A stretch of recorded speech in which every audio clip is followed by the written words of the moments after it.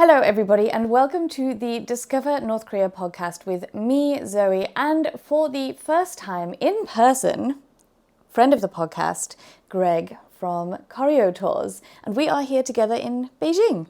Yep, and the representative office of Koryo Tours. Exactly, yes, and good friend. If you are listening on Spotify, Apple Music, wherever you usually listen to podcasts, feel free to go on over to YouTube, where you will see our beautiful faces in our beautiful office. Yep. And don't lose much if you just listen. At the same time, this is our first time recording visually, so Greg is right. You're not going to lose out on much. We have a very busy office, and this is we spent a good time trying to figure out a location. We've got lots going on all around us, but unfortunately, what you can see behind us is only the 27th Pyongyang Prize Marathon poster from 2014 and a North Korean Lego set, which is pretty cool. Yep. Can we see the Lego set? Can you read it out for us, Greg? You have to describe it for those only listening to the podcast. Okay, so this is my military knowledge is not too advanced. We found out on the last podcast episode, do you remember trying to read the paper and it was all about military stuff? And you admitted that the last one, that your Korean is mainly just romance from watching dramas. No, I didn't say that. I didn't say that You for sure. alluded to something like that. Anyway, tell us about this military Lego set. This is like a Katyusha kind of thing, I think. So basically, a vehicle which carries rockets, or not rockets, but some artillery material, which can be shot, just like a mobile artillery set. And it also has two angry-looking soldiers. They do look pretty angry, don't they? Let me show it to the camera a little bit so people who are watching can see. There we go. And a very angry-looking soldiers down there. This one's actually in the vehicle. Oh, it's the same. Oh, no, it's not the same. Yeah, he's looking very angry there. And we got this the last time we were in Pyongyang? Or when I went in March. Ah, yeah. To Pyongyang or to Rason? To Pyongyang. Is there an age limit on this, like there usually is with Lego? I don't think there is, right? It says where it was produced in... Oh, 6. From 6. For ages 6 and up. What do you think? Would you give this to a 6-year-old child?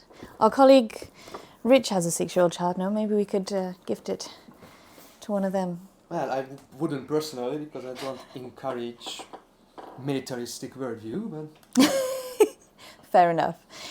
So today, we're just going to have a bit of a chat about a bit of a debrief about the Pyongyang Marathon.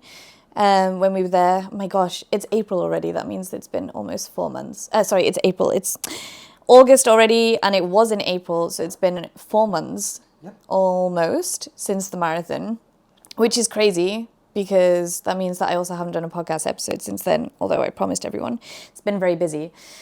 Actually, it was exactly 4 months ago when we met in Beijing for the briefing. Is it? Ah, okay. Yes, it's currently, we are recording this on the 4th.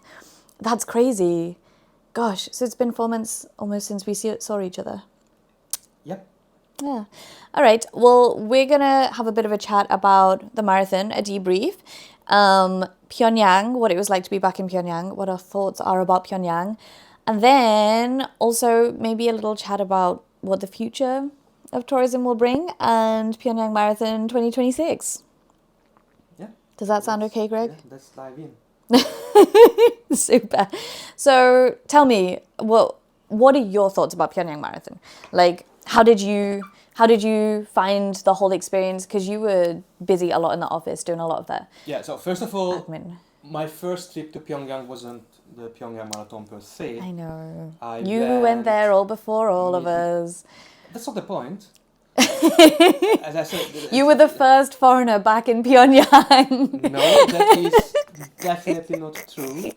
We personally know people who've been there before us. Yes, that's true, actually. Hundreds of Russian tourists been there before us. But no, Greg, I saw some YouTube videos coming out saying that they were the first foreigners in Pyongyang since COVID. How can this not be true? Ignorance is a gift. some people say. Ignorance is a gift. Yeah. Okay, fair enough.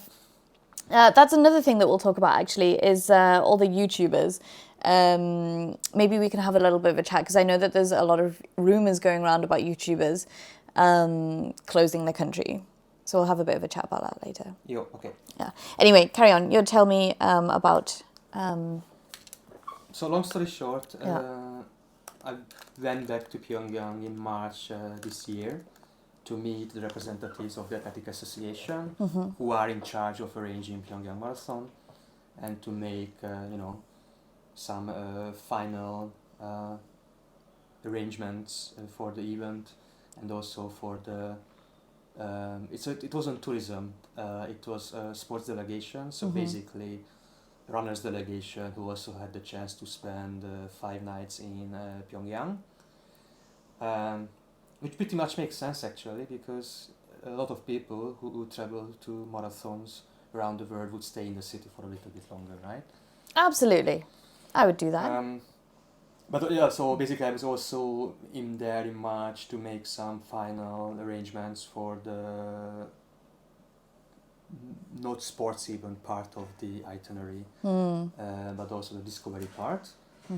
And then we went back to Pyongyang in April for the marathon. To be honest, I didn't take much part in the preparations because really what happens that whenever I step out of Beijing office, Korea decides to make some announcements or to go ahead with something which would require me to work a lot. I'm very excited for the next time that you leave this office because the next time you leave this office, something big is going to happen. Thursday. All right. I'm waiting. Yeah. So basically the man behind was Simon Cockerell, our general manager. Yeah. Because I was traveling in Bhutan, in East Bhutan actually, to have a recce tour for our first ever East Bhutan tour, which will take place in March. Nice little plug. I will put the links to that trip. If you do want to travel with Greg, then you can come to our East Bhutan trip in March, which is super cool. It's a very undiscovered place in Bhutan. It only opened recently, right? Yeah. No. The East Bhutan was open for foreigners. Okay. So what changed dramatically is that the land border between India and Bhutan has been opened for third country travelers since October-November 2024. Yeah. So it makes East Bhutan more accessible and more budget friendly. Okay. Because now you don't have to either, travel by car for like ungodly hours or take the flight to East Bhutan. Yeah. We still have a flight from East Bhutan to Paro, but at least it's a one-way journey, not a round trip, so it makes it cheaper. Yeah. And the people that are actually really excited about having more foreigners. I had the chance to meet with 2 governors in the zones. Very cool. Yeah. Also, I had good chat with the hotel owners. Most of them used to be government officials. They are pretty open-minded and well-traveled, and they want the world to see that part of the country as well. Oh, well, there you go. And so they were quite excited. And yes, it's a very untouched. Like I've met like one German group. I think like I met only 20 foreigners within 6 or 8 days. Okay, so not very. So it's not flooded with tourists. Yeah. Cool. Well, I'll put the link in the show notes for that for everyone that wants to go and see. I would very much recommend if you want to hear more from Greg and see more of him, then come on tour with us in March. So you were away doing the research trip for that in March. Last year when all of this started to happen, right? Yeah. So basically, 2 major things happened at early March. Number 1 is closing Rason for tourism. Yeah. Which was, of course, the influencers that did that. Um, No, we'll talk about that in a bit. Okay. Anyway, carry on. I don't have a position on that actually. Okay. And then the second one is that the marathon was confirmed to go ahead. So basically, we had 1 month to, you know, to gather people who are interested in the marathon, and we also had constraints regarding like seats on Air Koryo flights, because you could only use like 2 Air Koryo flights in and out, like 4 in total, but like 2 return flights in and out. But we still managed to get 180-ish. Yeah, around 200 people, wasn't it? Runners. Yeah. It was a major success, I think, in every respect. An emphasis there on the runners. So these were not tourists, right? These were literally just runners. And like what we mean by that is not that you have to be a professional or even amateur runner. You just have to be able to walk a 5K. Or not even, you don't even have to complete it. You just have to be willing to sign yourself up to walk a 5K. Because as Greg was saying before, this was not a tourist, this was a running delegation. Yeah. And so you were talking before about meeting the partners in North Korea to organize the marathon. Like what part does Koryo play in this, and like what did you have to do, and tell us about that. Yeah, so Koryo Tours is the official partners of the Pyongyang Marathon. We are in charge of recruiting foreign runners. We are in charge of signing them up for the marathon race and arrange the visa applications, and basically be in touch with them and provide with them with information. We also have to pass on this information to the partners in Pyongyang so that they can prepare the visa applications. We are responsible for preparing everyone that for the tour, in a sense that they know what to expect, what's going on, what are the do's and don'ts, and then also the logistical part of the travels behind everything. So flights, hotel accommodations, requesting the partner about the itinerary. Okay. So what might be of interest to foreigners. And how did you organize it so that, you have people who are in charge of a sporting event who obviously have sports on their mind and sports as a focus, and then you have us and the running delegation who obviously want to go as tourists, or at least want to experience the country as a tourist when they are there as runners. So how do you kind of work around that and, arrange the itinerary? Who arranges that itinerary? Did you then say to the sports, what are they called? The Athletic Association. Of DPRK, yes. Yeah. So the Athletic Association, you worked with them to kind of create an itinerary, or did they send you one and say these are the places that you have to go to, or did you suggest some places? No, first of all, there are no things you have to go to. Okay. I mean, obviously, if you are going for the marathon, then you have to go to the marathon. Very true. But other than that... also, I'm terrified that the video is recording or not. So if you're watching on video, you're going to see me get up quite a few times. Sorry, carry on. But other than that, we requested for the items on the itinerary. Okay. So basically, I put together an itinerary and we sent it to the Athletic Association. And then what exactly they did behind the scenes, I don't really know. There were several tour companies actually in Pyongyang involved with it. One is the tour company which is associated with sports fields. So what is that? Kun Cup. Okay. So Golden Cup travel company. But so they were the logistical people behind it. But then we, much to our surprise and undescribable happiness, yes, KITC guides were also brought in. And KITC guides are our normal partners who we work with and have worked with over the past 30 years of working in North Korea. So, and for me and Greg, that's about 6 or 7 years.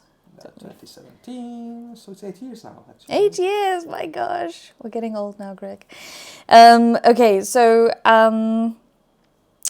Did you put any special things on the itinerary that you decided, oh, I definitely want to go there? And was there any backlash as well? Like, did you ask for any places to go to for the itinerary and we weren't allowed to go for one reason or another? So, special thing I put on the itinerary are the Hwasong Beer Bar. Mm-hmm. And that's the new beer bar, That's right? the new beer bar on In Hwasong Hwasong Street, one of Street. the new streets. Yes. And the other one was Kangwon Greenhouse Complex, Mm-hmm. which is a new greenhouse complex not that far from Pyongyang. Mm-hmm. I also felt it important to go there, not just because it's a new itinerary item and it's very futuristic, like how they use certain technologies and like it's can be very colorful and so on. But also that was the only chance to get out of Pyongyang Right. and see a little bit of the country, which is not just Pyongyang. Right. So you drive a bit of countryside area, Yes. yeah, to go there. And then I also wanted to go to Kum Cup, so Golden Cup sports factory or foodstuffs factory, Mm-hmm. because I also wanted to, make the itinerary as diverse as possible. Yeah. Unfortunately, that was not granted. I don't know Mm-hmm. why, because that's something which just appeared on the itinerary before COVID, Okay. without us even asking. Oh, interesting. I think, and as far as I know, from Koryo Tours, you are the only one, or maybe another tour leader who went there. You went there on It's the a mega big tour. factory, yeah. It has like a nice pool. Yeah, it's crazy. Like it's got like a whole spa unit that the staff use, and like a whole like jjimjilbang style situation which is like a Korean spa where you have like a spa area where you have like scrubbing, and then you also have a pool for swimming. But they also have like a small water park, right, with slides and stuff. I can't remember that one. Maybe I didn't visit there, but the whole complex is really big, and it's a nice factory. You're right. So I don't know. No, maybe next time. Yeah, but that wasn't on the final itinerary, and also we wanted to go to Munsu Waterpark. That would have been Which good. has been removed, so instead of that we went to the zoo. It's moved. You said Removed from the itinerary. removed from the itinerary. Any reason why? You can do a search on NK News and then you make your own speculations. Fair enough. There was some news about the Munsu Water Park, I think early this year. Was there? Yeah. I don't know it. What was it? Make a Can you- search. I missed that news. Go on nknews.org and then search Munsu Water Park. Okay. I'm sure that the first item to pop up will be the last article about it. Okay, Greg is not sharing any information with us. I will do a search myself. So out of all of the itinerary items that you added, or that were on the itinerary, did you have a favorite, or did you have something that really stuck out to you? Well, I've never been to the zoo before. You'd never been to the zoo before? No? Yes, I remember us talking about this when we were in the zoo, actually. That's very strange. And you just... I mean, I've been there only a handful of times. It's not a general normal itinerary that we go to, but it's not abnormal. How did you find the zoo? It was nice. Yeah. A lot of turtles for some reason. Like we spent about 2 hours there, right? Yeah. And this was right after the marathon. So it was more of like a chill out, like so basically after the actual marathon, we gave people the option, do you want to stay at the hotel? Do you want to go to a coffee shop, or do you want to go to the zoo? Me and Greg went to the group that wanted to go to the zoo. And it was definitely more of a chill out, we can do this if you want kind of vibe. It wasn't make sure you have to see everything. And at this point as well, most people had already been there for a few days. So it was much more of a fun, let's go to the zoo event instead of an itinerary item of like, we have to make sure we see everything. And I think that was really nice about it. You know, we stopped and got ice cream. And it was, kind of people were kind of going at their own pace as well. We got the little bus around. It was a nice vibe, I thought. Yeah, if you don't care about animal rights that much. So exactly, I don't like visiting zoos anyway. It's not the best zoo in the world. I definitely would never visit a zoo in a lot of countries. DPRK is included, generally, if it was me. But I've seen worse zoos in my life, unfortunately. Yeah, it's not as bad as expected. No, it could be a lot better, but it's definitely not. To be honest, it could be way worse. Yeah, let's be honest. Yeah, it could be, definitely. As I said, it's not, not the worst. Yeah. The architecture is actually interesting. The architecture is nice. It's big. And it's new. Like, it's new architecture. Yeah.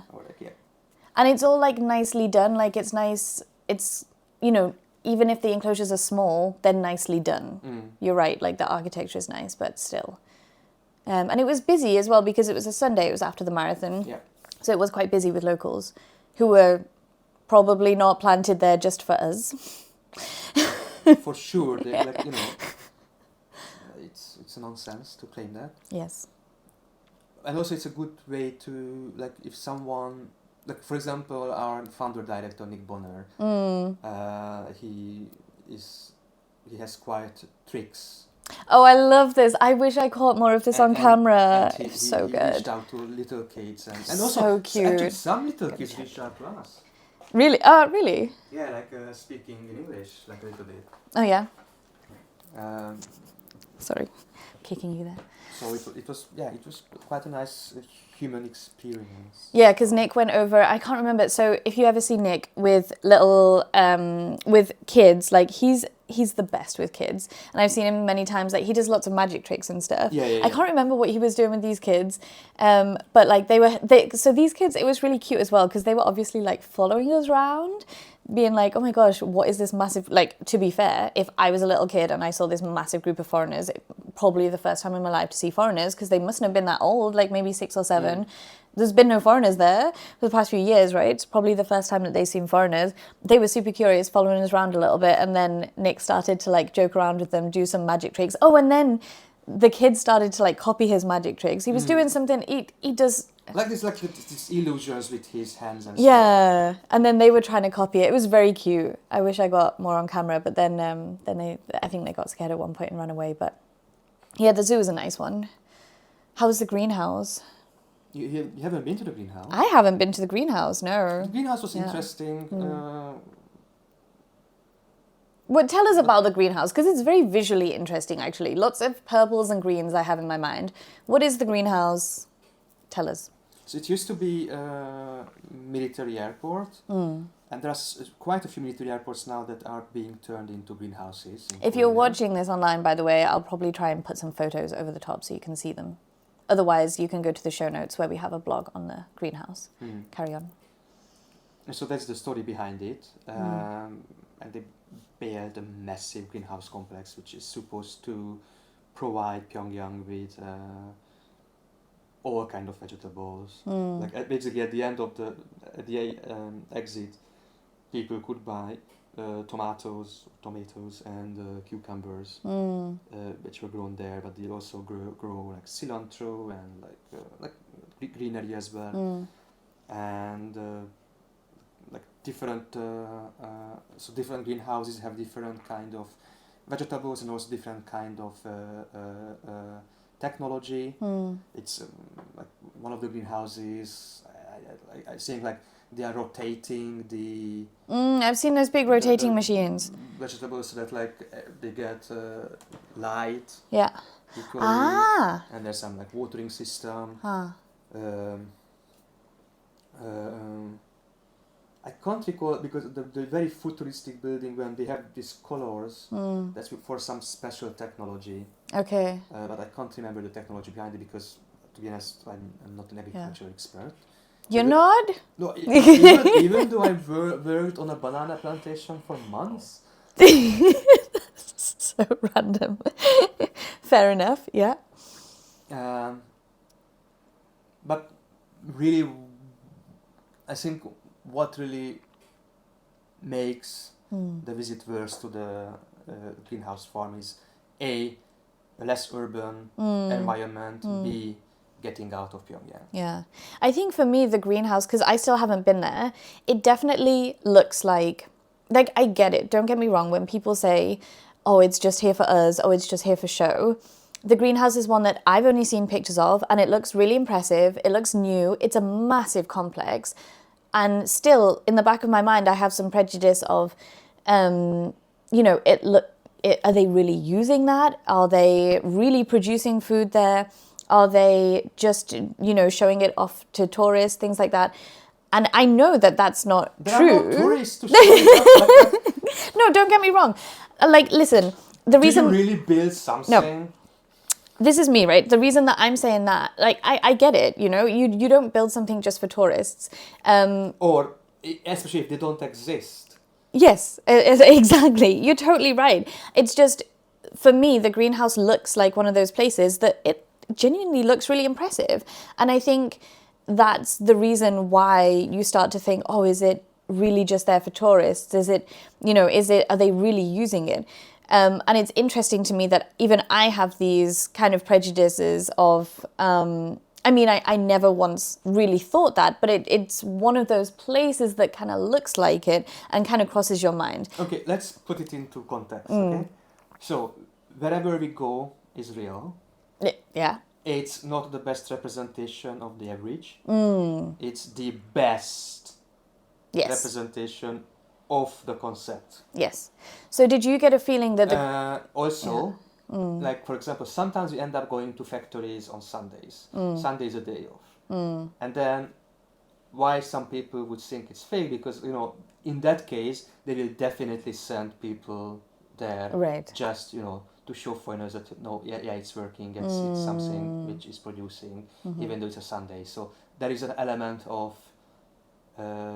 fakeness to it, because on Sundays there is no work. Yeah, but so still, because tourists are there, so that the tourists can see workers as well, they will send workers there on a Sunday. Yeah.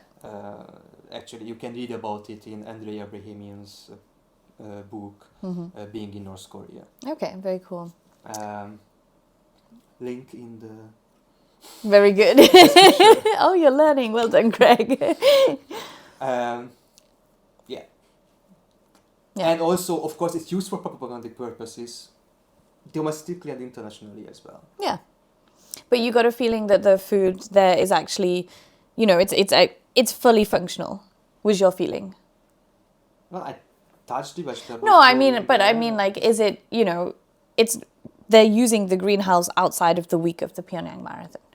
And how else would they have vegetables growing there? Absolutely. Yeah, fair enough. I'm not the one that needs to be convinced. I'm just, It's just pure logic. Like. Absolutely. Why would they,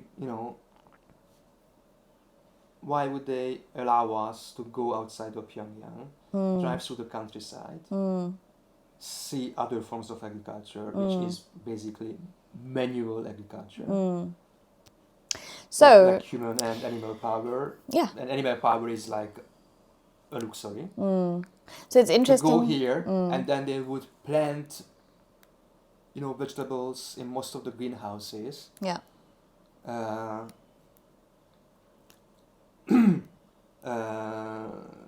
Just for 180 people visiting for 1 hour. Yeah. And then and other thing happened. A lot of people called out is when we went to the football school, football school. Then we went to the gym, and people were like doing the workout and stuff. And as soon as we left, the students also left, and the equipment was like put aside because someone went back for something. I think he forgot something there. Yeah. And they said that they're all gone. Again, same story as workers on a Sunday. Right. It wasn't scheduled. Yeah. They wanted to demonstrate, which I think is fair enough. Like if you go on an arranged visit to a school, most people, this in any country in the world, generally the school will kind of put on some kind of event if you're like special guests, which we were special guests. And I think that whilst, when we visit places like kindergartens and schools in North Korea and they put on some kind of dance show, things like this, it is a bit awkward, mainly because the kids are so good at what they do as well. It's kind of creepy. Like, I get that. But at the same time, this is not limited only to North Korea. It would happen in different contexts that... Oh, in China, I was teaching a Chinese school. Yeah, you'd have to do that. Just going back to, because you said that on the way to the farm, on the way to the greenhouse, you go through a lot of farms and rural area and things like this. So I saw a very interesting video on Instagram the other day that I had to kind of call out a little bit. And actually, I won't name any names, but I did send them a DM and basically discuss to them why I didn't think that their video was okay. And they actually talked back to me and said, you know, they don't really see the problem. And it was this video where this guy filming, you know, the caption is secret camps in the DPRK, or I think he was German because it was all in German actually. It was like, I found the secret camps in North Korea, or why did they let us see these secret concentration camps in the DPRK? Tell us, Greg, did you see any secret concentration camps on the way? And what do you think about this video?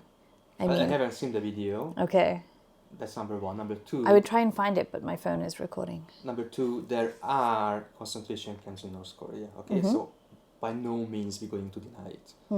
It's a proved fact by various human rights organizations. This was my problem with this video, is that it... But we did not drive by any work camps or political education camps. It's not going to be next to a major road going to a major area, because there used to be like other farms around. It's also way to Hechang, where the Chinese cemetery is, for example. I don't know what he claimed to be. It just definitely was like a rural agricultural area with people working on the fields, and doing manual labor, because there is no other I think that's what it is manual labor. And he might have seen soldiers, because soldiers are actively working in agriculture. But I think that's what annoyed me about it so much, is it takes away from the seriousness of the actual issue of concentration camps as well, when you just film random people in a field and say that it's camps. When there is the issue of it, you know, it kind of takes away from that a little bit as well. Okay, so no camps on the tourist trail is what you're saying. Cool. In terms of any other itinerary items or special moments that you want to bring up? Special moments is meeting the colleagues we haven't met for years. So even when you went back before the Pyongyang Marathon, you went back to Pyongyang, but you didn't see our KITC partners and colleagues because at that time when you went, you were just meeting the Athletic Association. So when we went back and we had tourists, that's when you met KITC guides. Runners. Sorry, when we went back and we had the runners who were doing touristic activities in Pyongyang, that was when you had the KITC guides, because we then had guides with us, right? So that was the first time that you'd seen them. Same with me in like 5 years. I remember us two both like trying to run through the airport, get through first. You got through first, started doing your... In fact, you interrupted my very, very sweet moment with our good colleague and friend who I won't name, but you know exactly who I'm talking about. We were hugging it out and you were like, Zoe, come here, get your SIM card. You had a job to do.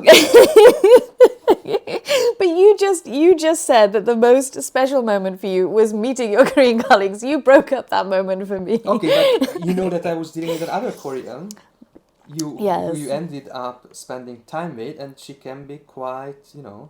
Yeah, she can be quite bossy, but actually she was lovely. The SIM cards, though, just on that topic, my gosh, must be now the most expensive internet in the world, hands down, easily. So before, when I used to do like some little bits of Instagram, I even live streamed once in North Korea, in the DPRK. Sorry, Greg.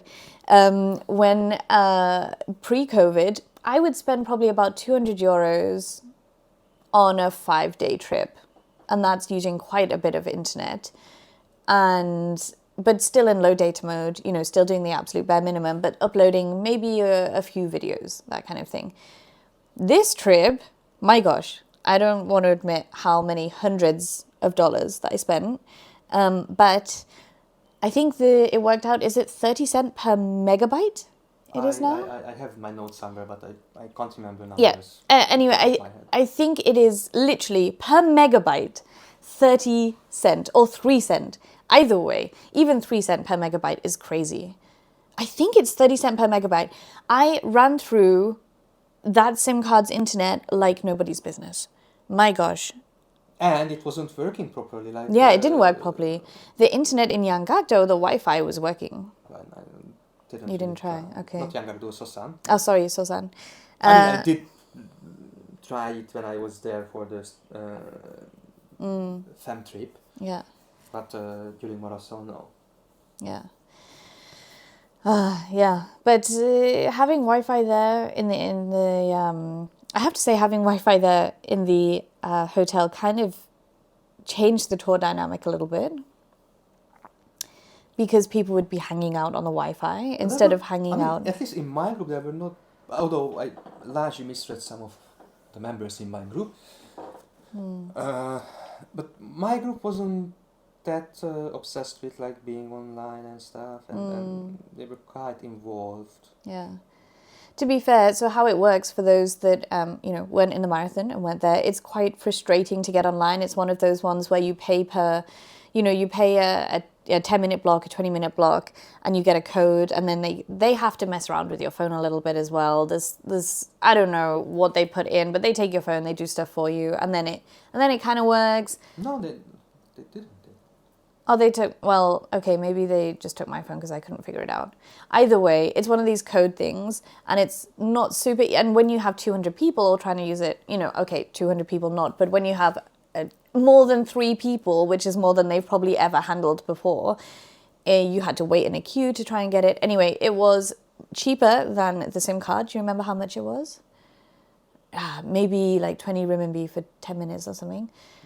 Yeah, cheaper than SIM card, but no, $1.7 for 10 minutes. Yeah, it's cheap, right, compared to the SIM card. Anyway, I felt like it changed the dynamic a little bit at least. Whereas before it would be you have to speak to each other. Now there was some people who would rather have been online, but at the same time, you're right. I think most people did decide to, you know, play pool upstairs or drink in the bar. Also, I believe that I had at least in country. We're still recording. We're good. At least in country, I had easiest group. Do you think so? Okay, so tell me about your group and tell me like any special moments about your first tourist group back to the DPRK in over 5 years. First group back to the DPRK. First delegation of runners. It is so tiring working with you sometimes. Okay, first group back to DPRK. It's not that hard, sorry. I think people can probably empathize with me. Anyway, so tell us, any special moments? What was it like having tourists? Sorry. People. Having people back there doing tourist activities. What was that like? And the group was nice? Any influencers, content creators? What were the group like? In country, my group was very nice.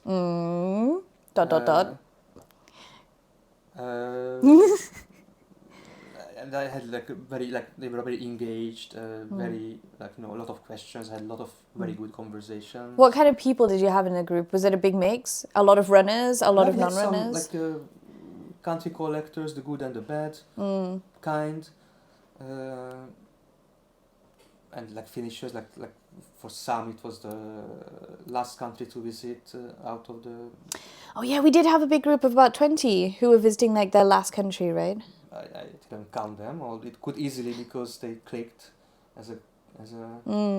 No, I saw them all hang out when we had the big banquet at the end. Yeah, because they decided to have a meetup. The cult meeting. It'll be you one day. You're a country collector too now. Yeah, but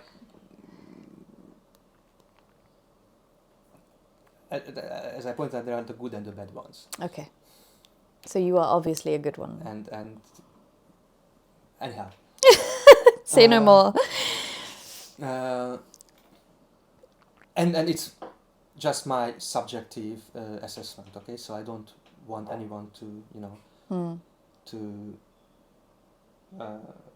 feel bad because I don't agree with how people do some things. That doesn't mean that they shouldn't do it. No, but we're always happy to hear your opinion. Yeah, so you had country collectors and... some influencers and some just genuinely interested tourists. And sorry, what? Travelers. And no runners? I had one who is like sport, like he did try to do the full marathon, and someone had the half marathon and stuff. But like my group was mostly a 5 and 10K. Okay, and I think. Oh, and actually it brings us back to the item. I felt really bad because she was not the loveliest person on my tour, and she's a foodie, and I think she works with some kind of food background, and she wanted to come to Korea to try the Pyongyang cold noodle in Okyugwan. Onyugwan. Yeah, that's probably the most famous restaurant in North Korea. It also was the noodles that Kim Jong-un and Kim Jong-un, but yeah. And what did I say? Jong-un. Did I? Kim Jong-un. And what's he called? The South Korean president, Moon Jae-in, at that time ate the noodles at Panmunjom area. So it's a very famous restaurant. What happened? Did you not go? It just has been removed from the itinerary for some reason. I don't know why. It's a shame. Because I've been there in March. That was my first lunch actually. Oh, I like that. Straight from the airport to Okyugwan. No, straight from the airport to the hotel in the evening and the next day. Thank you for the correction. Again, I think people can empathize with me. Accuracy is important. Okay, so you weren't able to go there. Did you have Pyongyang cold noodles at all? We had, did we? We had cold noodles, but it wasn't. It wasn't the buckwheat noodles. It was. It's also a Pyongyang specialty, but it's like fish. Cold. It was cold noodle, but the garnish was like fish. Yeah, in the different restaurant, which the Rainbow Boat restaurant. Rainbow Boat restaurant, right? Yeah, I remember. Okay. What were we talking about? I can't remember. My group. Yeah, your group. Any other comments on your group? No. On the people? Okay, so because we actually don't have too much time left, we just keep chatting away as we tend to do. In terms of Pyongyang itself, I know. So when you went back in March and in April, were there any things that surprised you? Because I think for me, and probably speaking as a general in the company as well, we were probably all a little bit worried what we might come back to in Pyongyang. We had no idea really how our colleagues had been living, what hardships or not hardships that they'd been having to go through. And for me, that was a big concern. Oh my gosh, what kind of Pyongyang are we going to return to? But then at the same time, we'd also heard news about the new streets being built, things like that. And so there was obviously signs of development. I have to say, without any, thoughts or feelings towards any government body, subjectively, like objectively, it's impressive what they have done with the city. Like it's developed a lot since we were there to an almost unrecognizable extent, how it's expanded, in my opinion. And the new streets and buildings were impressive, if not built probably very quickly and probably not built to last so well. We did see a few cracks in the... in disrepair or like... Yes, exactly, that's what I mean. So, there were some cracks and things pulling off already, but at the same time, to build entire streets, not just do the tarmacking, but I can't get my mind around how they literally build entire apartment blocks and the apartments inside them and the streets themselves in these past few years, like in such a short amount of time. It's kind of crazy. Yeah, you have the military you can mobilize, you have people you can mobilize. Yeah. There's nothing you can do if you don't care about, well-being. work Yeah, safety. that's And true. you can mobilize people Yeah. for whatever you want to do. Absolutely. So I honestly don't really want to go into the new streets. The new streets can be seen everywhere on the internet. What I saw as a development is the shuttle bus concept. Yeah. So it's not that they just built a new street and then find your way home. Right. Yeah. They imported quite a few buses from China. They even have the electric.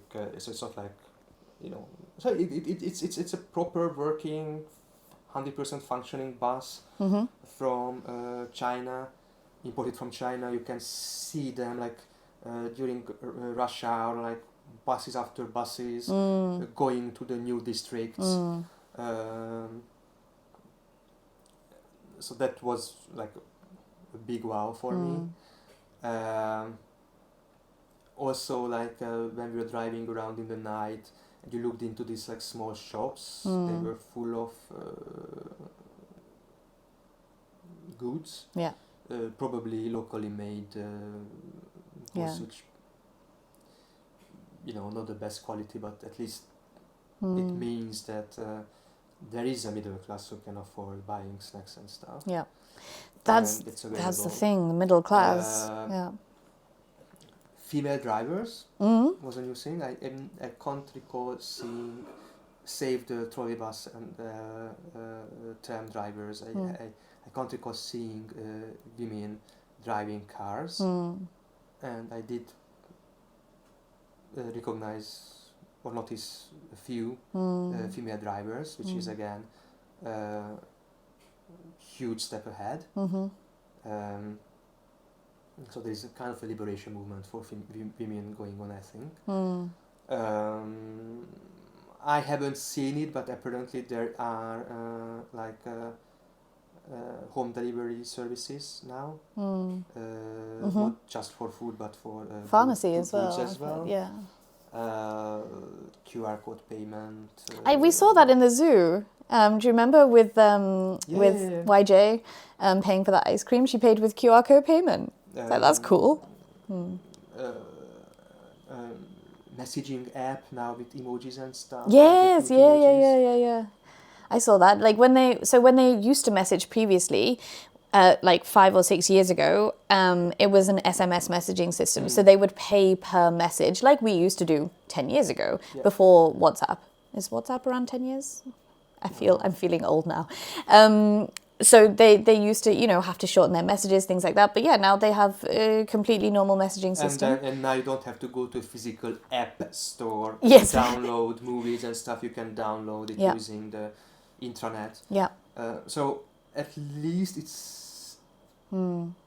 seems to me that the middle class not just managed to keep their status, but they did experience some development. That was the feeling that I got as well, is definitely the middle class is, a strong class in Pyongyang, and that they are kind of doing okay, at least. Well, we didn't, what we can talk about the weekly menu and stuff. No, but on they didn't, face value, things like how everyone now, so previously as well, some people would have a smartphone. It was kind of normal to have a smartphone previously. Some people would even have two. But now it was really like everyone had a smartphone. And I think one thing that I noticed when I was running was that everyone was taking photos and videos of us as well on their smartphones. That was bizarre to me, because everyone was just using a smartphone like we use smartphones. They were videoing people as they went past. They were taking photos, and I was like, I never saw that before. DPR Koreans taking photos of me. Okay, now I'm the zoo too. Like instead of us just being like in their faces. That was interesting for me. Cool. Any other thoughts on any changes that you've noticed? Food delivery. They had pizza takeaway as well. But they had it before as well. Oh, really? Yeah. Okay, well, never mind. They That's even very had exciting. jjajangmyeon delivery. Oh, well, there you go. Sometimes it was delivered to me at the train station. in Pyongyang train station. That's so random. Okay. Were you going to say any thoughts on developments, updates? It's sort of like another thing which was interesting is that it was much more relaxed than what I expected. Oh, it was very much more relaxed. I think this was our special visas. And it was also very confusing. Yes. Yeah. Because we were there, as Greg has reminded us, not as tourists, but as a running delegation, which meant that we were on special visas. And I want to clarify that when we are there as tourists, we are there as tourists, which means that we are not permitted to walk around by ourselves. We have to have 2 guides with us at all times. However, for those that live in Pyongyang, for those diplomats or anyone working for any NGO or any other organization, for those that live there, generally their visas are different to tourist visas, and therefore they don't need guides to walk around with them at all times. True for everyone, because, for example, those who... Not true for everyone, that's why I said generally. Those who work for Pyongyang University of Technology, for example, they are confined to the premises of the university. Yeah, so it basically, it completely depends on your visa, what you can and can't do. Which is very funny, because let's say that like a couple is working there and they want to go on their anniversary dinner, then they have to take the driver with them. I feel like this is a story that you've heard from someone. Have you known someone who's worked there and has been a couple? No, yeah, okay, that's what it is. I didn't make it up. It's right. It's a true story. Okay, yeah. Sounds like it. So I like the driver just third wheeling on their anniversary dinner. But my point is that different visas allow you to do different things in DPRK. And our visas, I think this time was a little bit more flexible than we've been used to on tourist visas. For example, allowing us to do things like run in Pyongyang. And even, I think it was chaotic as well, because even the Koreans didn't really understand what we could and couldn't do. Because the tourism industry is a very, very structured industry. It's very well established. And so there are very clear rules on, yes, you can do this, no, you can't do that. The Koreans know it, we can pass it down to tourists or runners. But this time, because we were on these different visas, we were there as a special delegation, there was confusion from the Athletics Association, what we can and can't do, the Koreans who usually work in tourism, what we can and can't do. And so we basically followed the tourist rules, but with some flexibility as well. And so there was availability to go running in Pyongyang without the guides. And you know, where you could and couldn't run to was also not really said. It was basically up and down the sports street, but at the same time, where does sports, you know, is it just to the end of Sports Street, or can you go over the bridge that way? Can you go this way? Can you go down to Kwanbok supermarket? You know, where was, for me, there was no articulated, clear limit. Either way, it made for a very cool experience for me. Because the running delegation, there is the groups, which I wasn't part of. I was in my own little group. They went on runs in the morning, right? Which were kind of monitored at first, but then I heard that in the end, no one stuck together as groups and it kind of just got more casual. Did you go on one of these runs? No. And then people just went every single morning, and some people ended up going out by themselves, and that was all okay. And I ended up also going out on a run by myself, and that was one of the weirdest experiences that I've ever had in Pyongyang. We've been visiting for over 30 times, over 8 years, and we've never been on the streets of Pyongyang without guides. And for me, it was the wildest thing to just be running through the streets without a guide. Like, that was a very cool experience for me. And I've got a couple of videos up on that already, but I took my 360 camera with me, you know, out on the streets. It was very cool. But I think that's one of the bits of chaos that you were referring to as well as... No, I was referring to other things. Okay, what other things of chaos? You tell me. Like how relaxed they were at a certain tourist site or a certain point of interest. Which was like very confusing. Okay, fair enough. And it doesn't make any difference what status you are. Where rules were not followed. Observed. Okay. And no reaction came from anyone. So this is a very, very strict site. And so you're saying that maybe certain rules were not followed, but nothing was followed up. Yeah. Interesting. Let me check how much time we've got left, because my gosh, we've almost been talking for an hour. So actually, unfortunately, I'm going to have to wrap things up in a minute. Were there any final thoughts that you had that you want to go over? It's just, again, that we don't know when it's going to reopen again. Yeah, but I don't have a position on this debate. Is it because of the content creators or not? I'm going to start that debate next week. Don't worry. We don't have time to go into that now. Yeah. My position is that I don't have a position. Okay. I'm not convinced by either side.